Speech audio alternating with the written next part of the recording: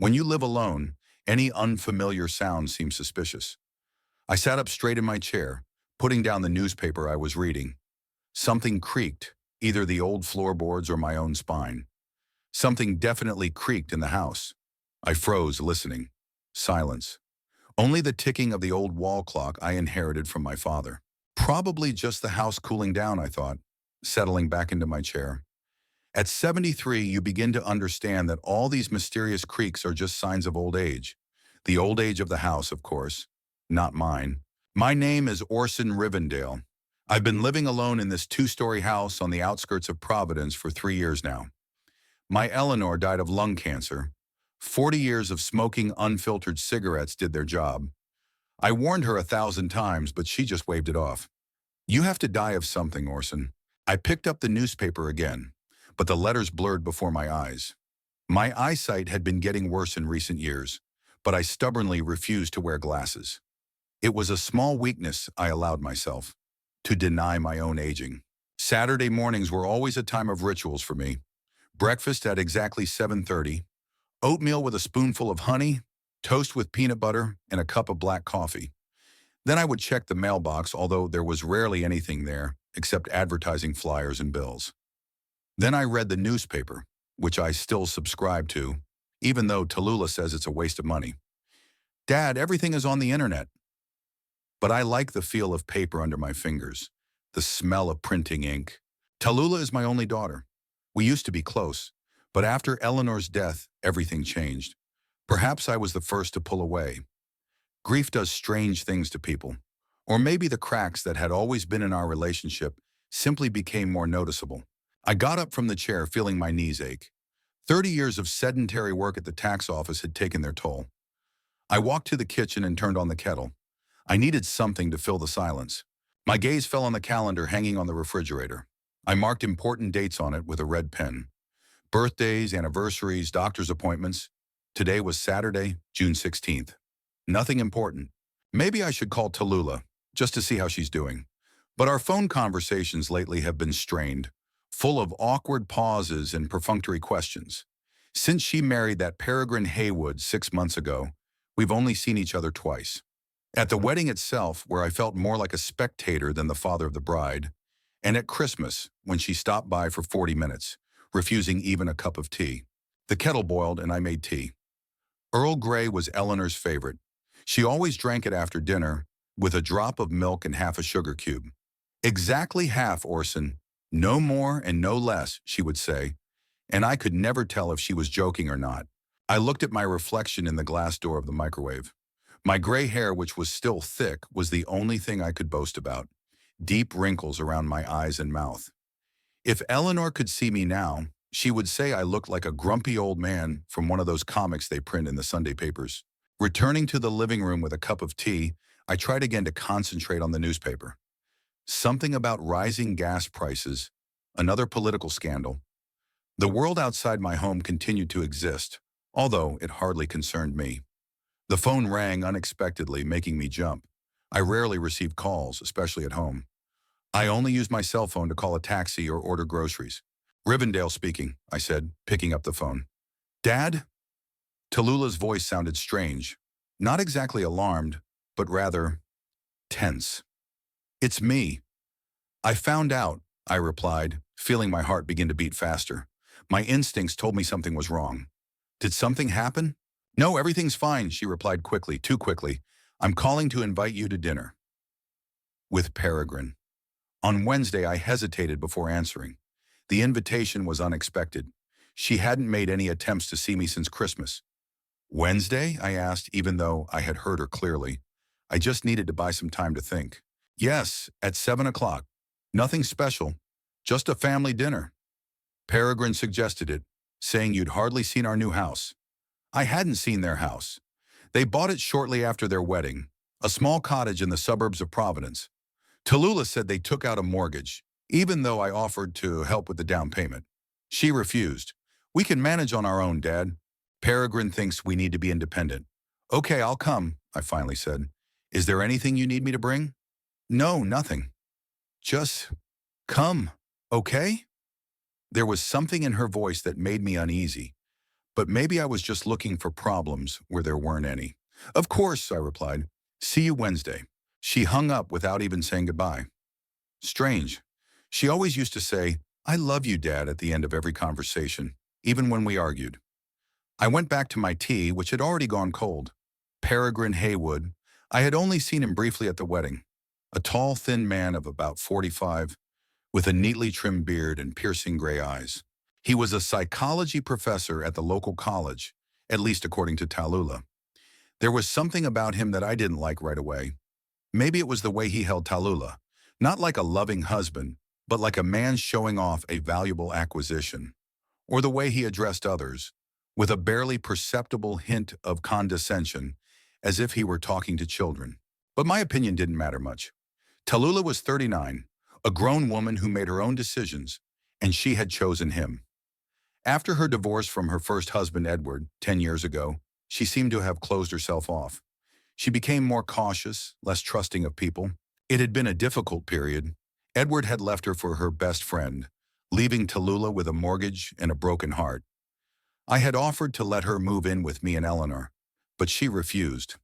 I need to learn to cope on my own, Dad. And she did. She got a job as a dispatcher for a taxi service, paid off her loan, even started dating. But she never brought these men home, never introduced them to us, until Peregrine.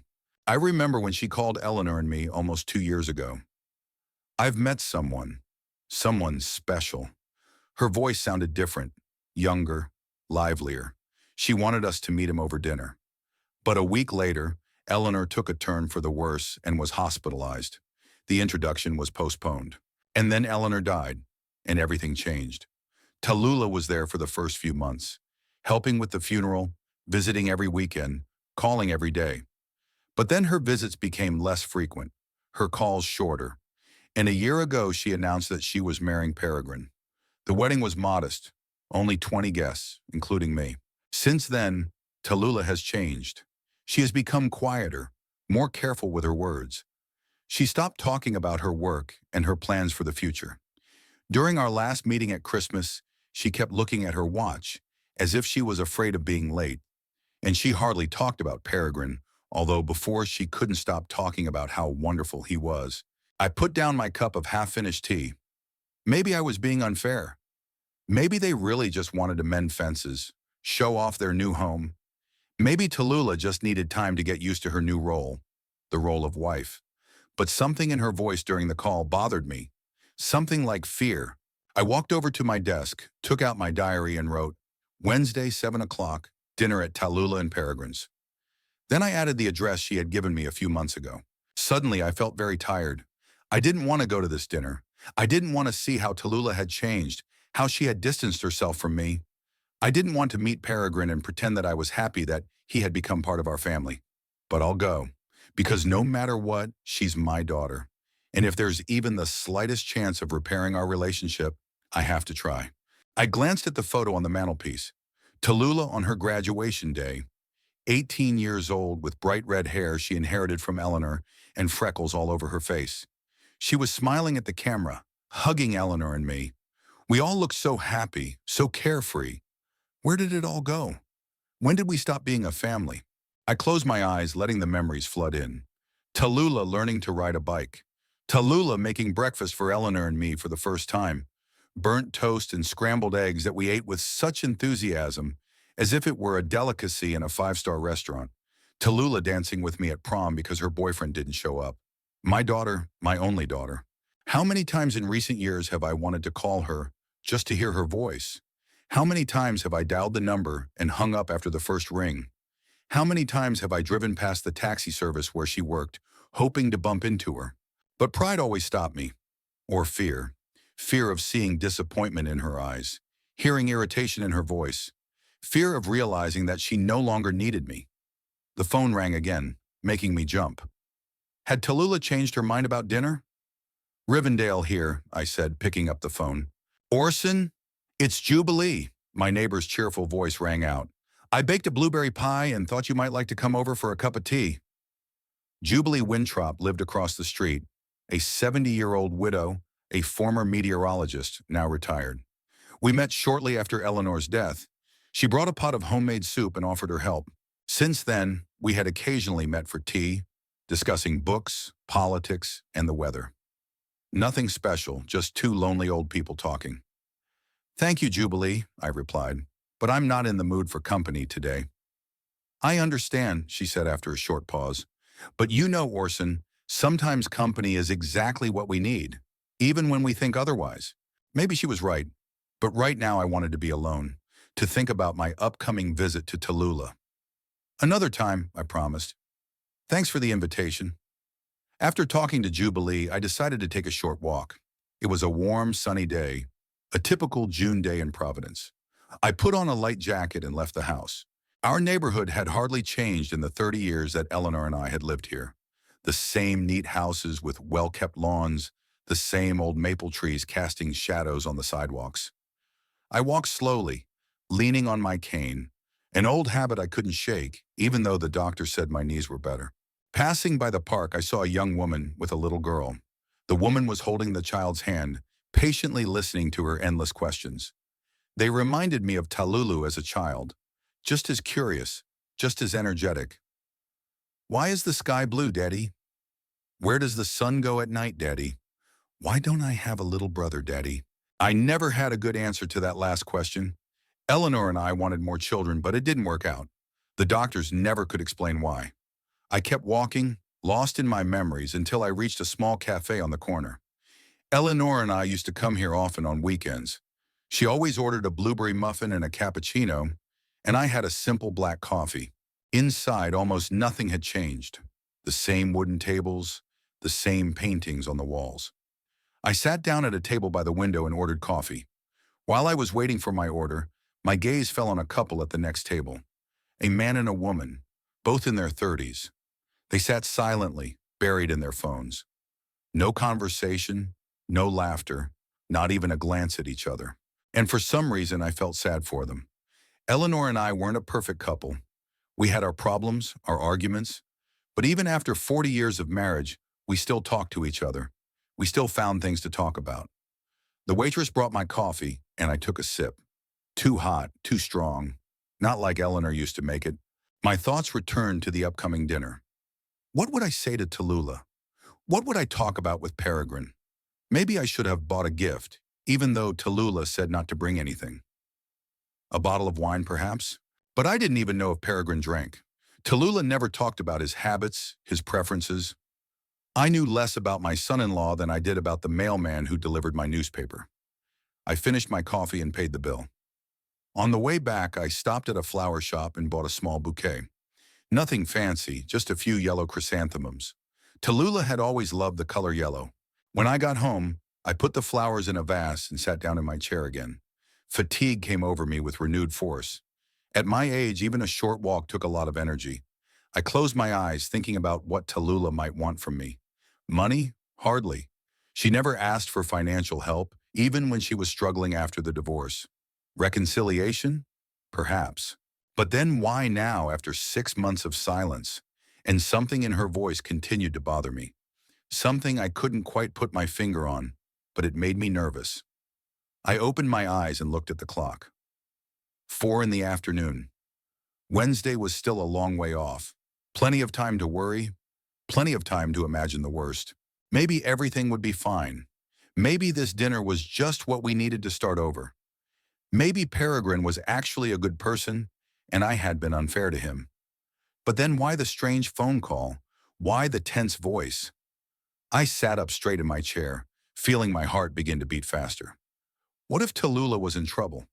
What if this dinner was her way of asking for help without saying so directly? No, I was just being paranoid. I had spent too much time alone, thinking too much about the past. Tallulah was a grown woman. She could take care of herself. And yet, something was wrong. I could feel it. The days leading up to Wednesday dragged on agonizingly slowly. I tried to distract myself with my usual activities, reading, walking, even cleaning the garage, which I had been putting off for months. But my thoughts kept returning to Tallulah's strange phone call and the upcoming dinner. Wednesday morning was clear and warm. I woke up earlier than usual, before 6. My old habits as a tax inspector hadn't gone anywhere. For 30 years I had gotten up at 5:30, And now, even in retirement, I rarely slept past 6. After drinking my coffee and eating breakfast, I decided I needed a haircut before visiting my daughter. The last time I had been to the barber was over a month ago, and my gray hair was already sticking out in all directions, making me look like a scatterbrained professor. Eleanor always said I looked like Einstein when I didn't get a haircut on time. Joe's barber shop was a 10-minute walk from my house. I had been going there for 20 years. Joe himself, a short Italian man with a thick mustache, had long since retired, handing the business over to his son, but the name remained the same. "Good morning, Mr. Rivedale." Tony, Joe's son, greeted me when I walked in. "The usual." "The usual," I confirmed, sitting down in the chair. While Tony worked with the scissors, I looked at my reflection in the mirror. The wrinkles had deepened. The bags under my eyes were more noticeable. I had never been vain, but age still made me feel a little sad. Not so much because of my appearance, but because of the realization that I didn't have much time left. "Going somewhere special?" Tony asked, noticing that I was studying my reflection intently. "To my daughter's for dinner," I replied. "Oh, that's nice. Family gatherings are always important," he said with a smile. I said nothing.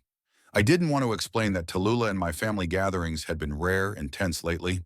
After returning home from the barber, I spent the rest of the morning trying to find a suitable shirt for dinner. Most of my clothes were old and worn out.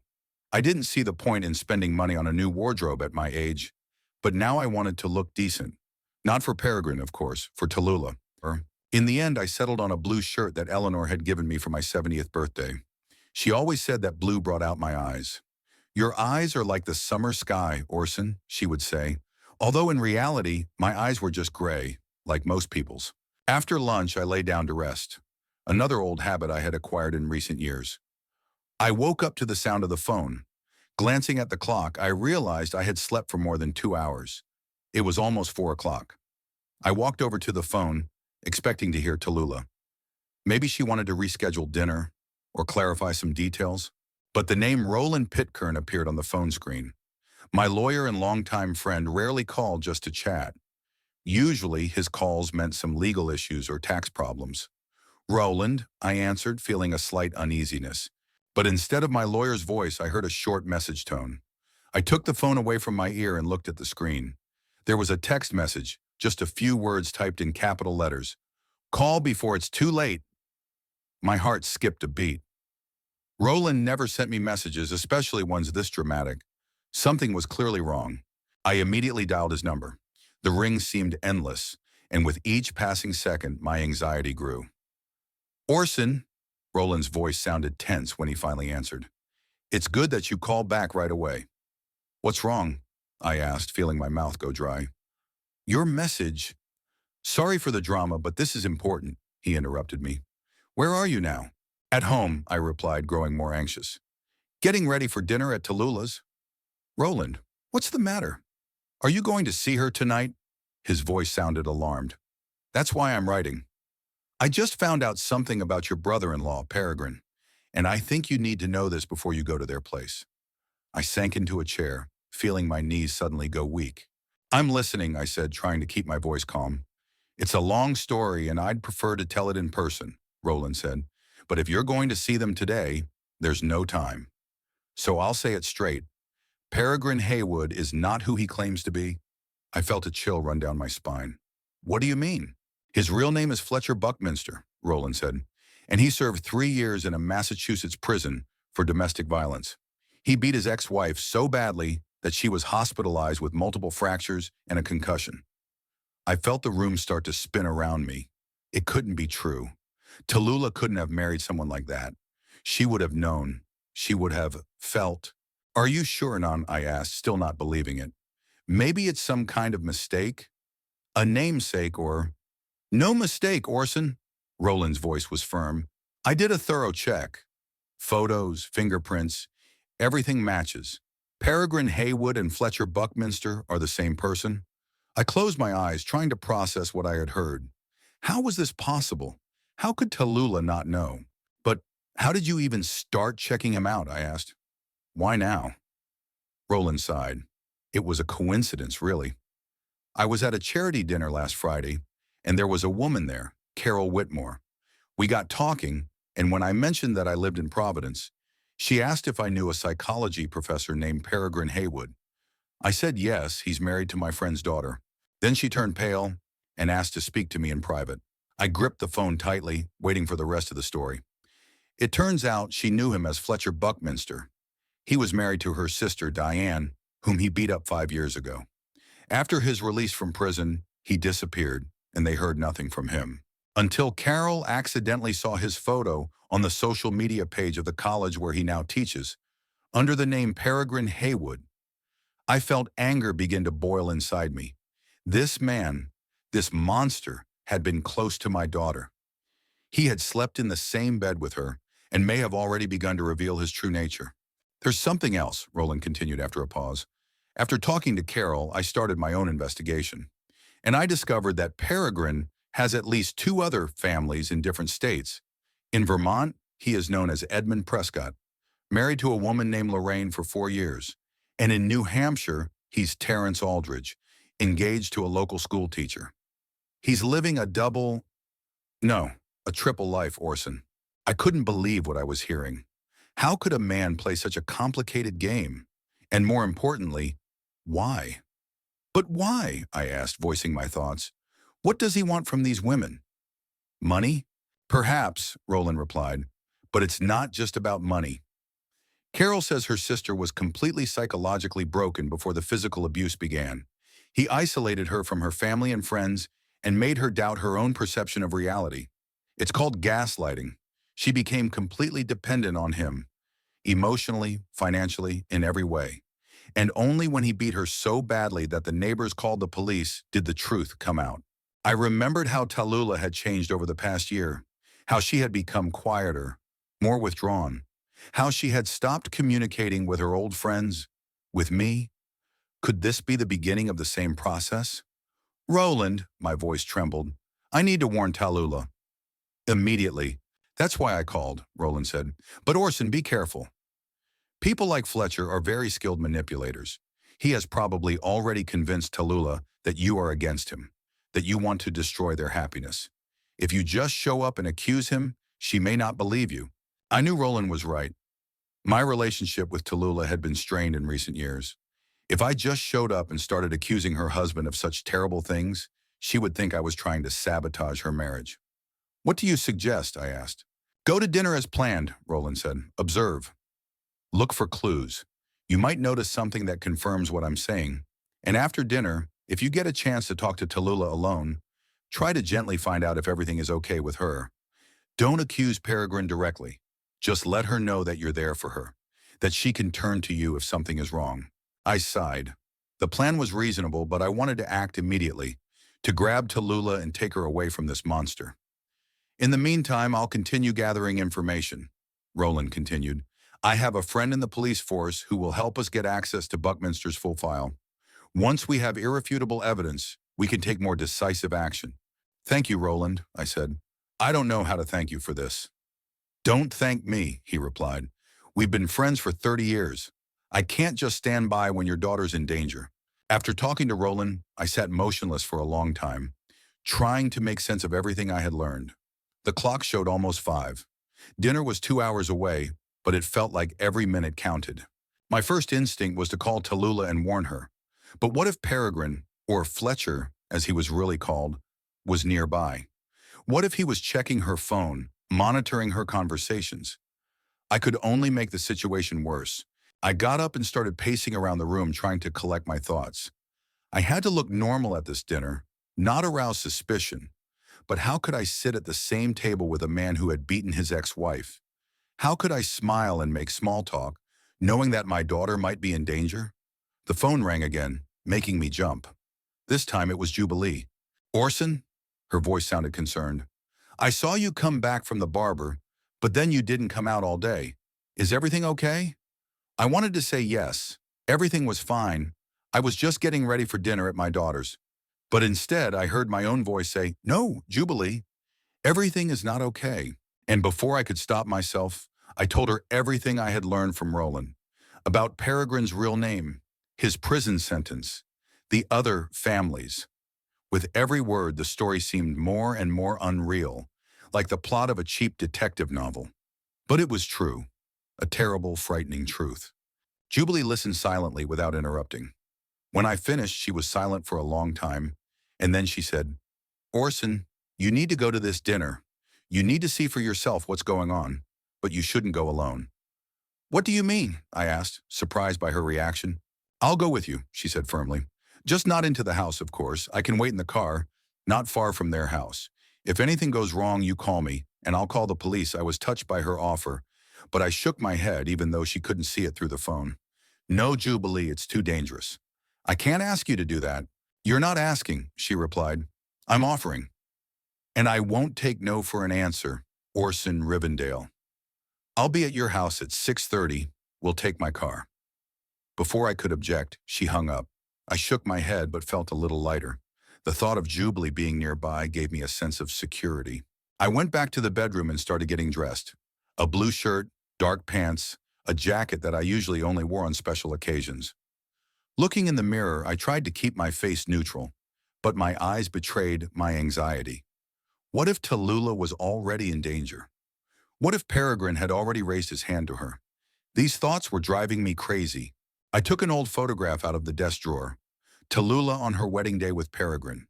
She was smiling at the camera, but now, looking at the photo, I could see the tension in her smile, the anxiety in her eyes. Or was it just my imagination, now that I knew the truth? Next to her stood Peregrine, tall and thin, with a neat beard and piercing gray eyes. I stared at his face, trying to see traces of cruelty, signs that this man was capable of beating a woman half to death. But there was nothing like that to be seen. He looked like an ordinary middle-aged man, perhaps a little more intelligent than most, thanks to his thin-rimmed glasses and the posture of a university professor. How could such a man lead a triple life? How could he be a psychology professor in Providence, a husband to a woman in Vermont, and a fiancé to a teacher in New Hampshire all at the same time? Logistically, it seemed almost impossible. But Roland wouldn't lie to me, and he had no reason to make up such a complicated story. If he said he had checked the facts, then that was the case. I put the photo back in the drawer and looked at my watch. 6:15. Jubilee would be here soon. I went down to the living room and picked up the bouquet of chrysanthemums I had bought for Tallulah. The flowers had started to wilt a little, but they still looked decent. The yellow color reminded me of sunny days when Tallulah was little, and Eleanor and I would take her on picnics to the park. She always picked yellow flowers, dandelions, buttercups, anything she could find, and wove them into wreaths for Eleanor. Those days now seemed infinitely distant, as if they were another life, another family. In a sense, they were. The doorbell snapped me out of my reverie. Jubilee stood on the doorstep, dressed in a simple gray dress. Her gray hair was neatly styled, and her face wore a determination I rarely saw. "Ready?" she asked without preamble. I nodded, feeling a strange gratitude for her presence. We left the house and got into her old Ford. The car was clean and well-maintained, like everything that belonged to Jubilee. "Address?" she asked, starting the engine.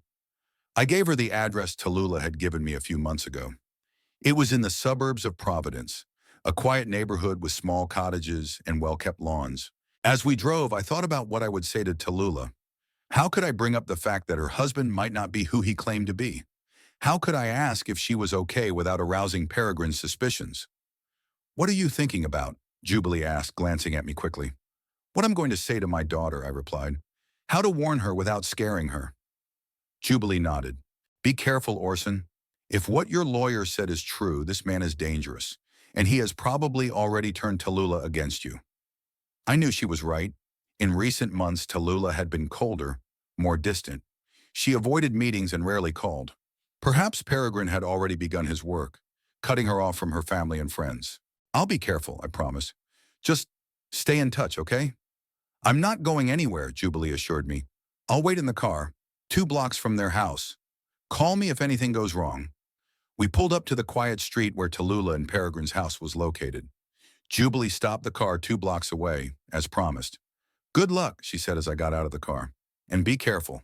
I nodded and walked toward my daughter's house, clutching a bouquet of chrysanthemums in my hand. My heart was pounding so hard it felt like it was about to jump out of my chest. "Call before it's too late!" Roland's message rang in my head like a warning bell. I hoped it wasn't too late to save my daughter from a man who, as it turned out, was not who he claimed to be. Tallulah and Peregrine's house was exactly as I had imagined it. A typical suburban cottage with a neatly trimmed lawn and a freshly painted white fence. A silver sedan was parked in the driveway, presumably Peregrine's car. Parked nearby was a small red hatchback, which I recognized as Tallulah's car. I paused for a moment in front of the gate, gathering my thoughts. After talking to Roland, everything seemed surreal. I was going to dinner with my daughter and her husband, who, as I had just learned, was a dangerous criminal hiding under a false name. It sounded like the plot of a crime series, not real life. Taking a deep breath, I opened the gate and walked up the path to the front door. The bouquet of chrysanthemums in my hand seemed out of place, almost ridiculous in the current situation. But I couldn't come empty-handed. The door opened before I even had a chance to ring the bell. Peregrine stood on the threshold, smiling that smile that always seemed too rehearsed to me. "Orson," he exclaimed, as if he was genuinely happy to see me. "Welcome." Tallulah was so worried you wouldn't come, I forced myself to smile back, even though everything inside me was clenched with disgust. This man, this monster, was talking to me as if we were old friends. "I always keep my word," I replied, trying to make my voice sound normal. "Especially to my daughter." Pergine stepped aside, letting me into the house. Inside, everything was immaculately clean and tidy. Not a speck of dust, not a single thing out of place. It looked less like a home and more like the perfect set for a furniture commercial. "Tallulah is in the kitchen, finishing dinner," Peregrine said, closing the door behind me. "Let me take your coat." I took off my light coat and handed it to him, watching his every move closely. Nothing in his behavior suggested he was a rapist or a sociopath. He was polite, friendly, and completely normal at first glance. That made the situation even more frightening. "Flowers for Tallulah?" he asked, nodding at the bouquet in my hand. "That's very sweet of you." "She loves yellow." "I know," I replied dryly. "She's my daughter." Something flashed in his eyes. Irritation? Discontent? But it disappeared so quickly that I wasn't sure if I had imagined it. The smile remained. "Of course," he said softly. "Let's go to the kitchen. She'll be glad to see you." I followed him through the living room, noting the details of the interior. The bookshelves were filled with books on psychology and philosophy, probably Peregrine's professional library. Several abstract paintings in expensive frames hung on the walls. Not a single photograph. Not a single personal item that would tell me anything about the people who lived here. Tallulah was standing at the stove, stirring something in a pot. She looked thinner than I remembered and paler. Her red hair, usually bright and shiny, seemed dull, pulled back into a careless bun. She was wearing a simple blue dress with long sleeves, despite the warm weather. "Tallulah," I called, and she turned around. For a moment, her face lit up with a smile. A real smile, not the forced one I had seen lately. But then she seemed to remember something, and the smile became more restrained. "Dad," she said, wiping her hands on her apron. "You came." "Of course I came," I replied, approaching her and holding out the bouquet.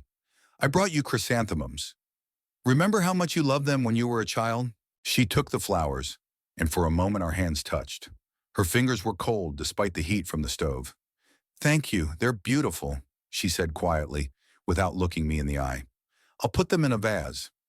She turned away, opening a cupboard in search of a vase. I noticed her glance quickly at Peregrine, as if seeking approval. It was a fleeting movement, but it told me a lot. "How can I help?" I asked, trying to keep my tone casual. "Everything's ready," Tallulah replied, pouring water into the vase. "Perry, dear, could you get the wine?" "The Italian one we've been saving for a special occasion." "Of course, dear," he replied, but didn't move. "Maybe we should take Orson to the dining room first. Let him sit down while you finish up." Again, that quick exchange of glances between them. I saw Tallulah tense slightly, but she nodded. "Yes, you're right," she said. "Dad, the dining room is through that door. I'll be there in a minute." I wanted to stay with her, to help, just to be there. But Peregrine had already put his hand on my shoulder, gently guiding me toward the door. "Tallulah is an excellent cook," he said as we entered the dining room. "She has learned a lot over the past few months." I have always said that good food is the foundation of a cozy home. The table was set with impeccable precision: white tablecloth, silver cutlery, crystal glasses. like a photo from an interior design magazine. Too perfect for an ordinary family dinner. Please sit down, Peregrine said, pointing to a chair. I'll bring the wine. He left the room and I took the opportunity to look around more closely. The dining room, like the rest of the house, was impersonally perfect. No personal items, no photographs, just expensive furniture and a few abstract paintings on the walls. A few minutes later, Tallulah entered with a large platter of roast meat. She placed it on the table and returned to the kitchen without saying a word. Soon Peregrine returned with a bottle of red wine and Tallulah with two more dishes, vegetables and potato gratin.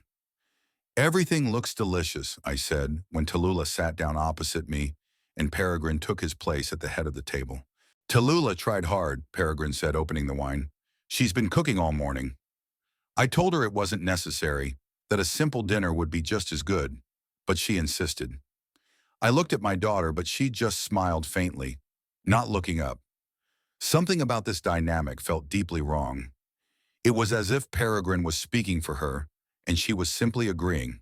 I've always loved your cooking, I said, addressing Tallulah directly. Remember when you made those blueberry pancakes for my 60th birthday? Eleanor kept trying to get the recipe out of you. For a moment, Tallulah's eyes lit up, and she looked up. Yes, I remember. Mom always said I put too much sugar in them, but you liked them.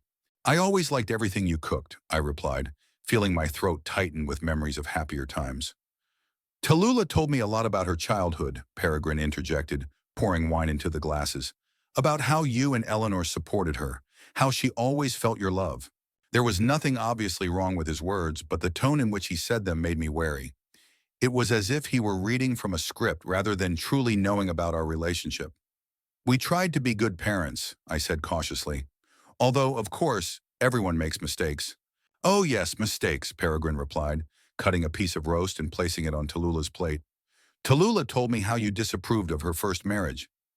How you insisted that Edward wasn't right for her. And you were right, of course. But it created tension between you, didn't it? I felt my fingers tighten around my fork. What game was he playing? Why bring up old grievances if not to drive us further apart? Tallulah and I got through it, I said, looking at my daughter. Family is always family, no matter what. Of course, family is important, Peregrine agreed, now serving himself. That's why I'm so glad we're finally together. You know, Orson, I've always wanted to get to know you better. Tallulah has told me so much about you. He spoke smoothly, without hesitation, like an actor who had memorized his lines. I noticed that Tallulah had barely touched her food, just moving it around on her plate. Aren't you hungry? I asked her directly. She looked up, and for a moment I thought I saw a flicker of fear in her eyes. I'm just a little nervous, she replied quietly. I wanted everything to be perfect. Everything is perfect, dear, Peregrine said, placing his hand on her wrist. I noticed her flinch at his touch, though she tried to hide her reaction. Your father surely appreciates your efforts. Of course I do, I confirmed, but I'm more concerned about how you are. We haven't seen each other in so long. How's work? Still with the taxi service? Tallulah recently cut back her hours, Peregrine replied before she could open her mouth. We decided she shouldn't work so much. Stress is bad for your health, isn't it? I thought Tallulah liked her job, I said, deliberately addressing my daughter rather than him. I did, she replied quietly, but Peregrine is right. It was too exhausting. And now I have more time for home. For home, I repeated, looking around the immaculately clean dining room. Yes, I can see how well you take care of it. Tallulah has become a real homemaker, Peregrine said proudly. You should see how she's transformed this house. When we first bought it, it was such a mess.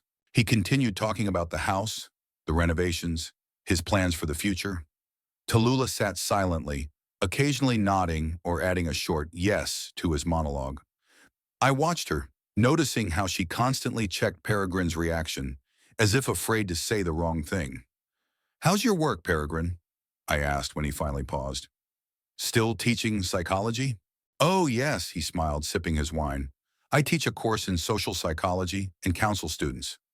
It's very satisfying work, seeing young minds develop, understanding their problems, helping them. Social psychology, the perfect specialization for a manipulator. Knowing how the human mind works, how to influence people, how to make them doubt their own perceptions. And how long have you been in this field? I asked, trying to catch him out on any inconsistencies. Almost 15 years, he replied without hesitation. I started out as a clinical psychologist, but then I realized that teaching was more to my liking. He lied so smoothly that if I didn't know the truth, I would never have suspected deception. Where did you work before Providence? I continued, hoping that Tallulah would also pay attention to his answers. Mostly in Massachusetts, he said, and I felt a tightening inside. Even in his lies, he stayed close to the truth. Massachusetts, where he had been in prison. A small college in the suburbs of Boston. Nothing remarkable. Dad, why are you asking? Tallulah suddenly interjected. Her voice sounded tense. This sounds like an interrogation. Just curious, I replied, trying to sound casual. I want to get to know your husband better. I don't mind, Peregrine said, smiling. Your father has a right to know who you've tied your life to. If I were him, I'd want to make sure my daughter was in good hands too. He put his hand back on Tallulah's wrist, and I noticed his fingers tighten slightly. Not enough to cause pain, but enough to remind her of his presence, of his power. Exactly, I said, struggling to keep my tone calm. I want to be sure my daughter's happy. Oh, she's definitely happy. Peregrine turned to Tallulah with a smile that didn't reach his eyes. Isn't that right, dear? Yes, she replied, and I heard the insincerity in her voice. Of course. Dinner continued in the same vein. Pergine dominated the conversation, constantly interrupting Tallulah or answering for her. Every time I tried to bring up the past, our family, the time before he came along, he deftly changed the subject. I noticed other warning signs. The way Tallulah constantly watched Pergine's reactions. How she apologized for the smallest things, for the salt being too far away, for the wine not being cold enough, for the dessert being too simple. Each time Peregrine generously forgave her, saying that everything was fine, but his condescending tone suggested otherwise. When it was time for dessert, apple pie that Tallulah had baked herself, I decided to try talking to her alone. Tallulah, would you show me around the house? I asked as she began clearing the plates. I haven't seen how you've settled in here yet. She glanced uncertainly at Peregrine. Maybe after dessert, she suggested. The pie is better warm. Let your father see the house, Peregrine said with a smile that didn't reach his eyes. I'll bring some coffee. You like it black. No sugar, right, Orson? That's right, I replied, surprised that he knew such a detail. Tallulah reluctantly put down the plates and led me out of the dining room. We walked through the living room, which I had already seen. Then she showed me Peregrine's study, a austere room with a massive desk and bookshelves reaching to the ceiling. This is where Peregrine works on his articles, she said. He's very productive. He's already published 3 papers this year. Impressive, I said, unable to hide my sarcasm. And where is your workplace? Where do you spend your time? She hesitated. I'm usually in the kitchen or the living room. I feel comfortable there. We climbed the stairs to the second floor. There were 3 bedrooms, the master, a guest room, and a small room that Tallulah called the reading room. You always dreamed of a room like this, remember? I said, looking at the small, cozy space with an armchair by the window and shelves lined with books. In our old house, you made yourself a reading corner in the storage room, remember? Eleanor always laughed when she found you there with a flashlight and a book. Tallulah smiled. And for a moment I saw the girl I remembered. Yes, I remember. Mom always said I read like I breathed. This was the moment I had been waiting for. We were alone, far away from Peregrine. Tallulah, I said quietly, taking her hand. Are you happy? Truly happy? She pulled her hand away as if she had been burned. Of course, Dad. Why do you ask? Because you've changed, I said, looking her straight in the eye. You're not the same as you used to be. You're quieter, more cautious. And every time I see you with Peregrine, it's as if you're waiting for his approval before you say or do anything. That's ridiculous, she said, but her voice was trembling. I've just grown up, Dad. I have my own life, my own home, my husband. A husband who may not be who he claims to be, I said, lowering my voice to a whisper, even though we were far from the kitchen. She frowned and her face suddenly hardened. What are you talking about? Tallulah, I got some information about Peregrine, I said, deciding to take a chance. His real name is Fletcher Buckminster. He served time in prison for beating his ex-wife, and he has other families in other states. I expected shock, disbelief, maybe even anger. But I didn't expect what happened. Tallulah laughed, a bitter, unnatural laugh. Oh my God, Dad, she said, shaking her head. Pergine warned me that you might do something like this, but I didn't believe him. I thought you were above that. What? I was stunned by her reaction. What are you talking about? Pergine told me that you would probably try to discredit him, she said, and I heard his voice in hers, not hers. He said you never approved of my choices, never trusted my judgment, and that you might do something to destroy our marriage, just like you tried to destroy my marriage to Edward. I was stunned. He had foreseen this. He had prepared her. Tallulah, listen to me, I said, trying to remain calm. This isn't a fabrication. My lawyer Roland has investigated. He has evidence. Photographs, fingerprints. Peregrine is not who he claims to be. Roland, she snorted. Your loyal dog who will do anything you say. Convenient, isn't it? To come up with a story that my husband is some kind of serial rapist with a fake name. It even sounds absurd. I didn't make this up, I said, feeling anger and despair fighting inside me. I would never lie about something like that. I'm worried about you, Tallulah. I can see how you've changed, how afraid you are of him. I'm not afraid of my husband. Her voice grew louder, and I could hear real anger in it. I love him. He cares for me, supports me, believes in me. Unlike you, who always thought I wasn't capable of making my own decisions. That's not true, I said, feeling every word she said hurt me. I've always believed in you, Tallulah. I've always been proud of you. Really? Her eyes narrowed. Then why do you come to my house and try to ruin my happiness? Why can't you just be happy for me? Why do you always have to control my life? I'm not trying to control you, I said, feeling the situation spiraling out of control. I'm trying to protect you. I don't need your protection, she exclaimed. I'm 39 years old, Dad. I'm a grown woman. I can decide for myself who I want to be with. At that moment, we heard footsteps on the stairs, and a moment later, Peregrine appeared in the doorway. His face was concerned, but his eyes were cold and calculating. Is everything all right? He asked, looking at Tallulah. I heard raised voices. Not really, she replied, her voice trembling with anger. My father just accused you of being some kind of criminal with a fake name, that you have other families in other states, and that you beat your ex-wife. I expected to see anger, panic, or at least surprise on Peregrine's face, but he just smiled sadly and shook his head. I warned you this might happen, he said softly, walking over to Tallulah and putting his arms around her shoulders. Remember, I told you that your father might not approve of our marriage, that he might try to separate us. He turned to me, his eyes full of false sympathy. Orson, I understand your concern. You love your daughter and want the best for her. But making up stories like this, it's not going to help your relationship. I'm not making anything up, I said, feeling the blood pounding in my temples.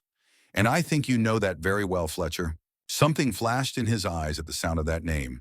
A quick, almost imperceptible reaction. But I caught it, and it convinced me that Roland was right. Dad, stop it, Tallulah exclaimed, pulling away from Peregrine's embrace. I'm not going to listen to this. If you can't respect my husband and my choice, you'd better leave. Tallulah, please. I took a step toward her, but she backed away. Just think about it.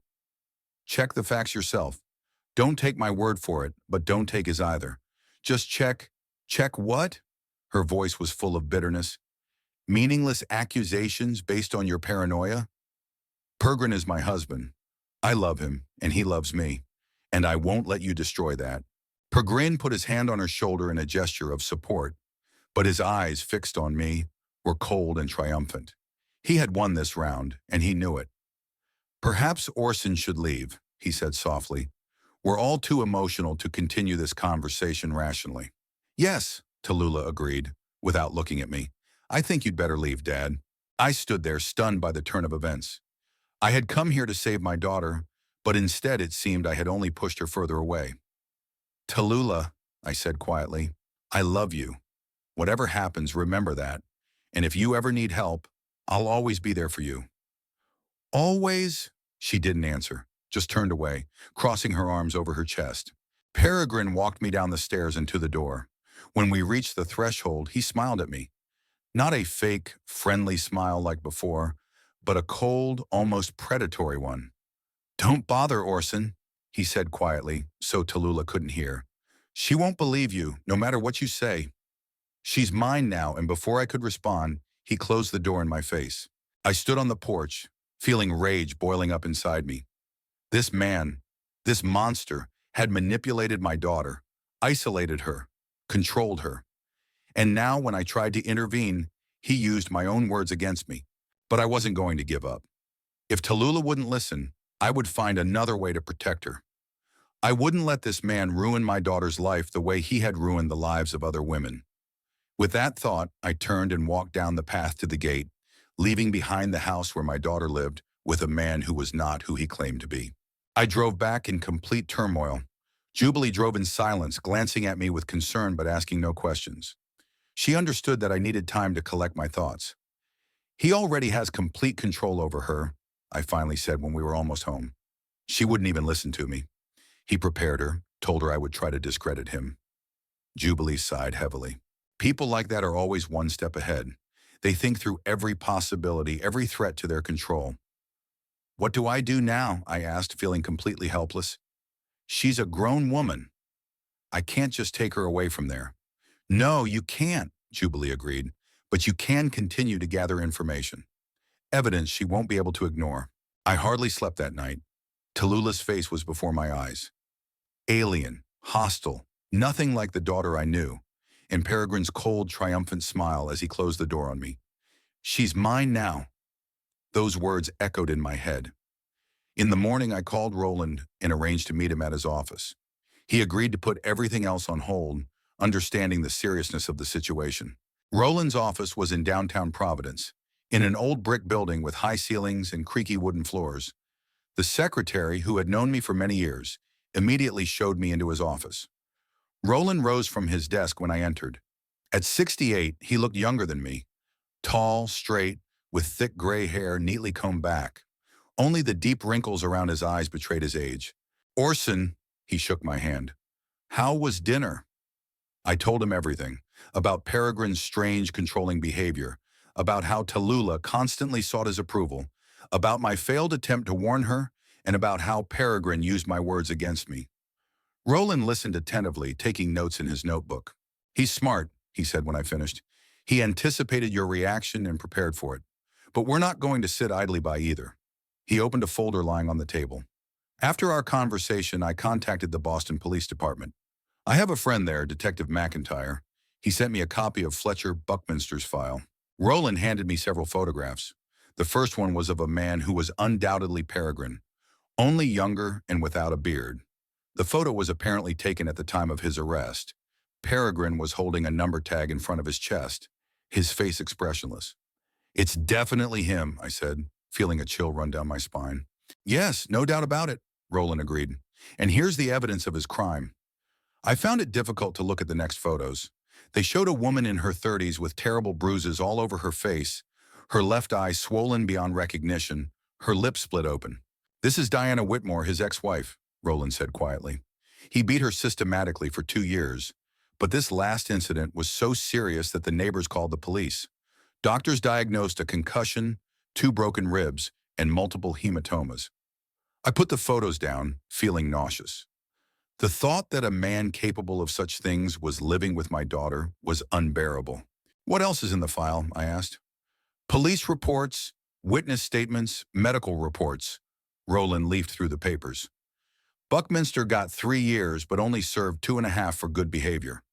After his release, he disappeared, and apparently he began to build his new identity, Perry Haywood. What about the other families? I asked. You said he was living a double life. Triple, to be precise, Roland corrected. I hired a private investigator to check this information. He confirmed that the man known in Vermont as Edmund Prescott and the man known in New Hampshire as Terrence Aldridge are the same Fletcher Buckminster. One person, 3 different lives. How is that even possible, I wondered. How does he manage it? And why? Control? Power? Possibly financial gain? Roland shrugged. Psychologists call people like that sociopaths. They have no empathy, no moral constraints. For them, manipulating others is a game, a way to assert their superiority. I remembered Peregrine's cold eyes, his smug smile. Yes, he definitely enjoyed his power over Tallulah. What do we do next? I asked. We have all this evidence, but Tallulah won't listen to it. I think we need to talk to Diana Whitmore in person, Roland said. Her testimony may be more convincing than the documents. Besides, she can tell us about the methods Buckminster used to control her. That will help us understand what's happening to Tallulah. Do you think she'll agree to meet with us? I asked doubtfully. After everything she's been through. Her sister Carol said that Diana works in a support group for victims of domestic violence, Roland said. She helps other women get out of similar situations. I think she'll want to help Tallulah too. Roland was right. When he called Carol, she promised to talk to her sister, and an hour later she called back with Diana's agreement to meet. We arranged to meet at a small cafe in Boston the next day. I was nervous the whole way to Boston. What would I say to this woman? How would I explain that my daughter was repeating her fate? And most importantly, what would I learn from her that would help me save Tallulah? The cafe turned out to be a quiet place with subdued lighting and separate booths that provided privacy. Diana and Carol were already waiting for us. I recognized Diana immediately from the photos in the case file, even though 5 years had passed and there were no traces of the beatings left. She was a thin woman with short brown hair and a tense, alert gaze. "Mr. Rivendell," she said, extending her hand to me, "Carol told me about your situation. I'm very sorry that your daughter fell into Fletcher's trap." We sat down at a table, ordered coffee, and Diana began her story. She spoke quietly but confidently, like someone who had long since come to terms with her experience. "When I met Fletcher, he was the most charming man I had ever known," she began. "Attentive, caring, he seemed to understand me better than I understood myself. Our romance developed rapidly, and 3 months later we were married." She took a sip of coffee, gathering her thoughts. "The changes began almost immediately after the wedding. Small things at first. He criticized my clothes, said that some of my friends were a bad influence on me, suggested that I quit my job because too much stress is not good for you. All of this was presented as him caring about me. Her words made me shiver. That was exactly how Peregrine had talked about Tallulah's job during dinner. Gradually, I began to distance myself from my friends and family," Diana continued. "Every time I wanted to see someone, Fletcher found a reason why it was a bad idea. He checked my phone, my email, always knew where I was and who I was with. And he always said he was doing it out of love and concern." "When did the beatings start?" Roland asked cautiously. "About a year after the wedding," Diana replied. "The first time he hit me was when I stayed late at work for an hour. Then he cried, apologized, said it was because he loved me so much and was afraid something had happened to me. And I believed him." She smiled bitterly. "The classic pattern. After the violence comes remorse, gifts, promises that it will never happen again. And then it starts all over again, and each time it gets worse. He convinced me that I was to blame for his outbursts of anger, that if I were a better wife, he wouldn't get angry." "How did you get out?" I asked. "Thanks to my neighbors," Diana replied. "That night, he beat me so badly that I lost consciousness. I thought I was going to die. The neighbors heard the noise and called the police. Fletcher was arrested, and I was taken to the hospital. And there, lying with tubes in my nose and monitors all around me, I finally realized that the next time could be the last." We all sat in silence for a while, digesting her words. Then I asked the question that concerned me most.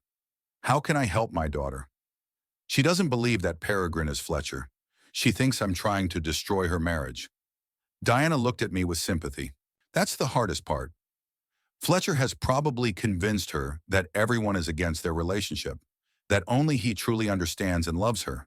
In this state, the victim pushes away those who try to help, seeing them as a threat to their relationship. But what can I do?" I felt desperate. "Don't pressure her," Diana said firmly. "The more you insist, the more she will resist. Instead, try to maintain contact, no matter how weak it may be.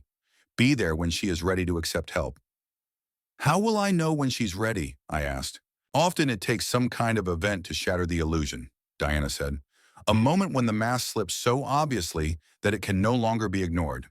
For me, it was that last beating when I thought I was going to die. I shuddered at the thought that Tallulah might need to go through something similar to see the light." "There's something else you need to know about Fletcher," Diana continued. "He's very methodical. First, he isolates his victim, cuts them off from family, friends, work. Then he starts gaslighting, making them doubt their own perception of reality." "I never said that.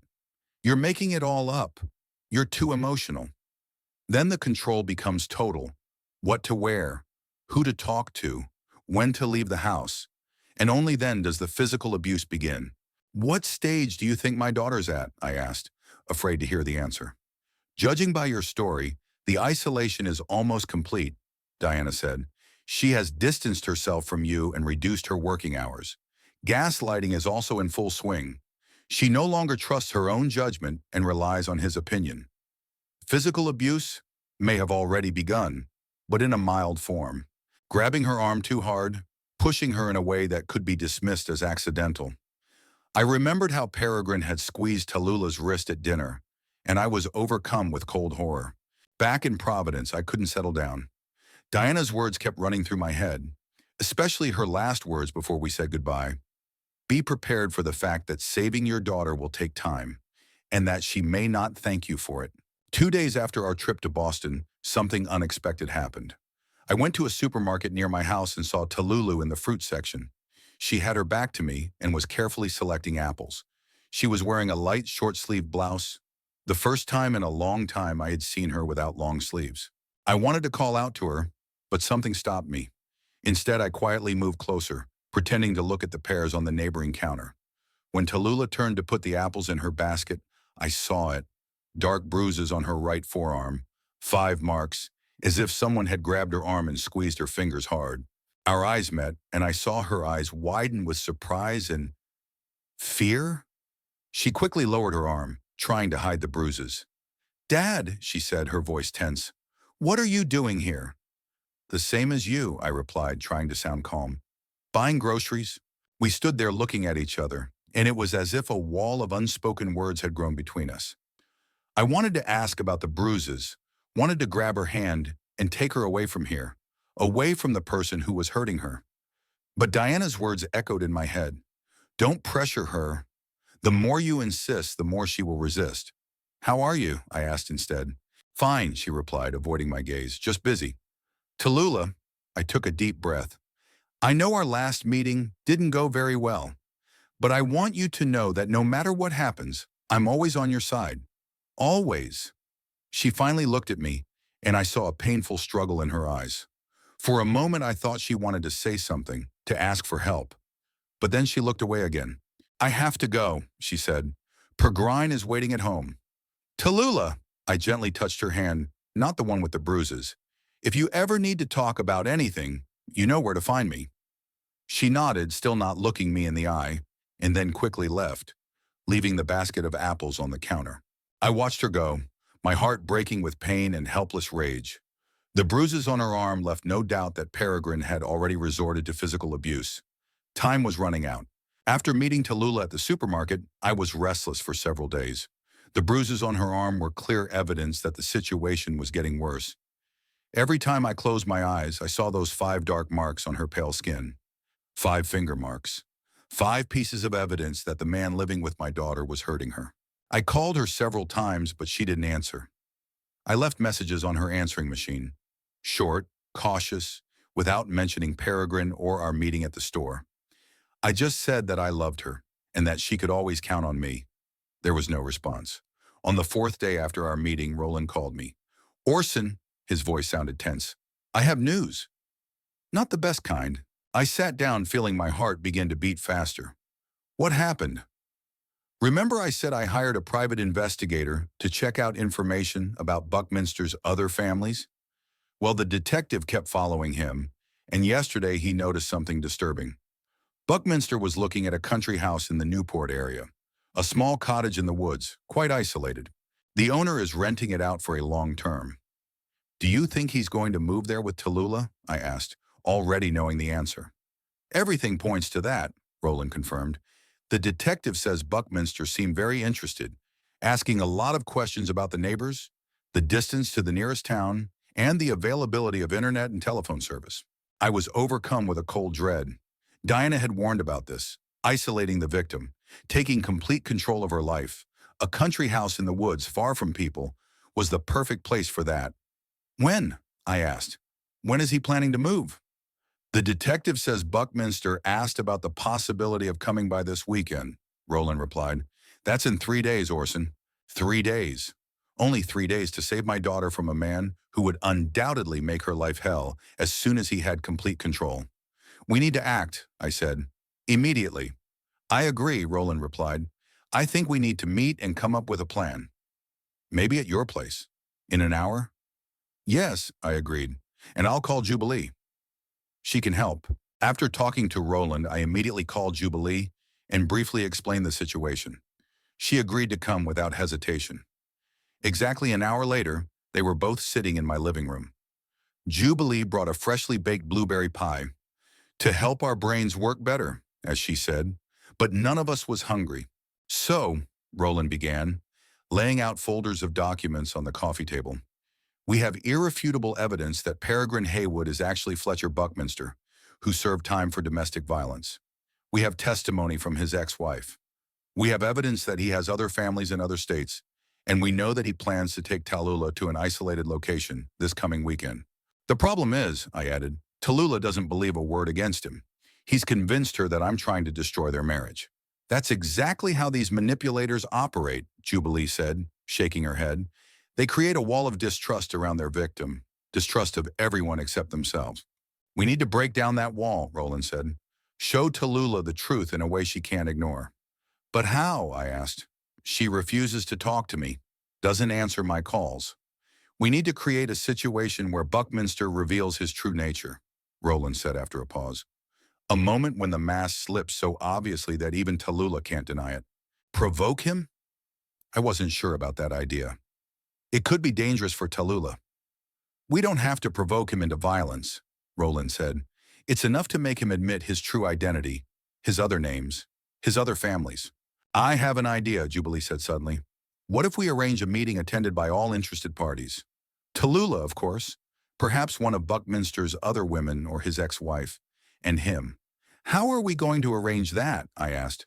Tallulah won't come at my invitation, especially if she finds out there will be other people there. What if it's not an invitation, but a coincidence? Jubilee suggested. What if we arrange for Tallulah and Peregrine to be in a place where they accidentally meet, say, Lorraine from Vermont, who considers herself Edmund Prescott's wife? Roland shook his head thoughtfully. That's difficult to arrange. How do we convince Lorraine to come to Providence without explaining why? And how do we guarantee that Tallulah and Peregrine will be in the right place at the right time? We all fell silent, deep in thought. The problem seemed unsolvable. How could we expose someone who guarded his secrets so carefully? What if we approach it from a different angle? I finally said. What if, instead of arranging a face-to-face meeting, we provide Tallulah with irrefutable evidence? Something she can't ignore or dismiss as my imagination? What kind of evidence do you have in mind? Roland asked. A video, I replied. A video in which Peregrine admits that he is Fletcher Buckminster. A video in which he talks about his other wives, about his prison sentence. Something that cannot be faked or misinterpreted. But how do we get him to make such a confession on camera? Jubilee asked. I thought about it. Indeed, how? Peregrine was too cautious, too cunning to fall for a conventional bait. What if I offer him a deal? Roland said after a long pause.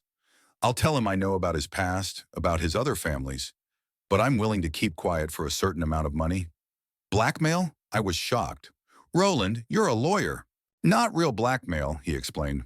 We're not going to take his money. It will just be a way to get him to confess, thinking he's talking privately to someone who is willing to keep his secrets for a fee. How are we going to record it? Jubilee asked. My detective has the necessary equipment, Roland said. Hidden cameras, microphones. We could arrange a meeting in a neutral place, like a hotel. I wasn't sure. The plan seemed risky, borderline illegal. But what else could we do? Tallulah wasn't listening to me. The police couldn't intervene without evidence of actual violence, and time was running out. Okay, I said finally. Let's try it. But what then? How will we show the recording to Tallulah? I can invite her over for tea, Jubilee suggested. She's always been nice to me. I'll say I'm worried about her, that I haven't seen her in a long time. She might agree, especially if Peregrine is busy at that time. How can we guarantee that he'll be busy? I asked. A meeting with me, Roland said. I'll schedule it for the same time that Jubilee invites Tallulah for tea. We continued to discuss the details of the plan. Roland would contact Peregrine tomorrow, hint that he knew his secrets, and suggest a meeting to discuss a mutually beneficial solution. The meeting would take place the day after tomorrow at a small hotel in downtown Providence. At the same time, Jubilee would call Tallulah and invite her for tea. What if she refuses? Jubilee asked. Or what if Peregrine won't let her go alone? Then we'll have to improvise, I said. Maybe I can intercept her somewhere and show her the recording on my phone. The main thing is to do it before the weekend, before he takes her to that country house. We discussed the details at length, thinking through every step, every possible reaction from Peregrine and Tallulah. By the time Roland and Jubilee finally left, it was already dark. I was left alone, sitting in an armchair in the living room with a cup of cold tea in my hands. The plan seemed complicated, risky, with many variables that we couldn't control. But it was our only chance to save Tallulah from a man who would undoubtedly make her life unbearable as soon as he gained complete control. The next day passed in tense anticipation. Roland called after lunch and reported that he had spoken with Peregrine, who had agreed to meet. He was very calm, very cool, Roland said, even when I hinted that I knew about his past.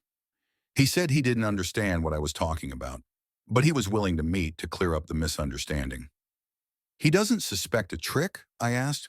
I don't think so, Roland replied. I was very careful. I spoke vaguely. He probably thinks I'm just trying to protect you from accusations of slander or something like that. Jubilee also called with good news. Tallulah had agreed to come over for tea tomorrow. She sounded uncertain, Jubilee said. She said she had to ask Peregrine, but then she called back and confirmed. It seems he'll be busy at that time. At a meeting with Roland, I said, feeling the plan begin to take shape. On the day of the operation, I was too excited to sit at home. Roland forbade me from coming to the hotel. Peregrine might see me and suspect a trap. Instead, I went to Jubilee's to help her prepare for Tallulah's visit. Jubilee's house was cozy and bright, with lots of plants on the windowsills and photographs on the walls. She baked a blueberry pie, the one Tallulah loved as a child, and brewed a special tea with herbs from her garden. I don't think she'll eat much, Jubilee said as she set the cups on the table. But home cooking might help her feel safe, remind her of better times. I was helping her with the final preparations when my phone rang. It was Roland. Everything's ready, he said. The detective has installed the equipment in the hotel room. 2 hidden cameras, microphones. Everything is recorded on a secure server. So even if Buckminster suspects something and finds one of the cameras, we'll still have the recording. Good, I said. When's the meeting? In an hour, Roland replied. I'm already there, checking the final details. I looked at my watch. Tallulah was supposed to arrive at Jubilee's at about the same time.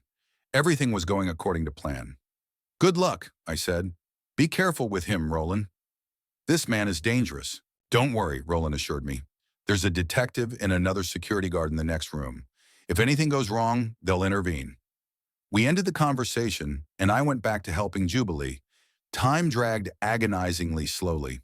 Every few minutes, I glanced at my watch, thinking about what was happening at the hotel, wondering if Roland would be able to get Peregrine to confess. Finally, the doorbell rang. Jubilee went to answer it, and I retreated to the kitchen as we had agreed. Tallulah wasn't supposed to know I was here, at least not until we showed her the recording. I could hear their voices from the hallway. Greetings, pleasantries. Tallulah's voice sounded tense, unnatural. Then they went into the living room, and I could no longer make out the words, only the general tone of the conversation. Jubilee spoke calmly, friendly. Tallulah replied briefly, reservedly. About half an hour passed when my phone vibrated with an incoming message. Roland. Done. Everything is recorded. He confessed to everything. I'm on my way to you. I felt a wave of relief wash over me. The first part of the plan had worked. We had Peregrine's confession on video. Now we had to show it to Tallulah and convince her to accept the truth. 20 minutes later, I heard another knock at the door. It had to be Roland with the recording. I tensed up, preparing for the most difficult part of our plan. Tallulah's surprised voice came from the living room. Mr. Pitcairn? What are you doing here? Then Jubilee's voice, calm and confident. Tallulah, we didn't invite you here just for tea today. We need to show you something. Something very important about Peregrine. About Peregrine? Tallulah's voice sounded irritated. Again? I thought we'd already discussed this. I don't want to hear any accusations against my husband. These aren't accusations, Roland said. These are his own words. Recorded less than an hour ago. There was a pause, and I imagined Tallulah looking at the tablet or laptop that Roland must have taken out. I slowly left the kitchen and stopped in the living room doorway. Tallulah was sitting on the sofa, Jubilee next to her. Roland was standing in front of them, holding the tablet. The screen showed a hotel room and two figures, Roland and Peregrine, sitting across from each other at a table. I couldn't make out the words, but I could see Tallulah's face change as she watched the recording. First disbelief, then shock, then something like denial, and finally understanding, a terrible, all-consuming understanding that the man she had married was not who he claimed to be. When the recording ended, the room fell silent. Tallulah sat motionless, staring at the blank tablet screen. Her face was white as chalk. This can't be true, she finally said, but there was no confidence in her voice. He couldn't. It's true, Tallulah, Roland said softly. Everything you just saw and heard is true. Peregrine Haywood is actually Fletcher Buckminster. He has a criminal record for domestic violence. He has other families in other states. And he was planning to take you to an isolated house in the woods this weekend. I took a step forward, and Tallulah looked up. There was such pain and confusion in her eyes that my heart ached. Daddy, her voice sounded like a little girl's, lost and frightened. Have you been here all along? Yes, I replied, moving closer. We all wanted to help you, Tallulah. To protect you, she looked at me, at Jubilee, at Roland. There were tears in her eyes. I didn't know, she whispered. I swear I didn't know.